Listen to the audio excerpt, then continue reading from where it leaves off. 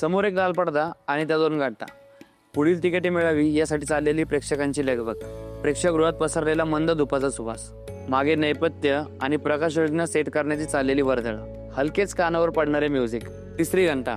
समोर जणू कलाकाराची परीक्षा घ्यायला बसलेला मायाळू प्रेक्षक वर्ग आणि पडदा उघडताच दिसणारा लख्ख असा रंगमंच. हा रंगमंच आजपर्यंत कैकांचा मायबाप ठरलेला आहे. 5 नोव्हेंबर हा याच मराठी रंगमंचासाठी एक इतिहासाचा दिवस. 5 नोव्हेंबर हा या रंगमंचावर काम करणाऱ्या प्रत्येकासाठी महत्वाचा दिवस आहे.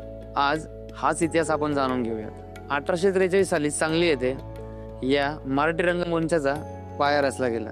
चिंतामणराव पटवर्धन यांच्या आश्रयात विष्णुदास भावे यांनी सीता स्वयंवर या नाटकाचा पहिला प्रयोग केला आणि इथूनच सुरुवात झाली मराठी रंगमंचाच्या पर्वाला.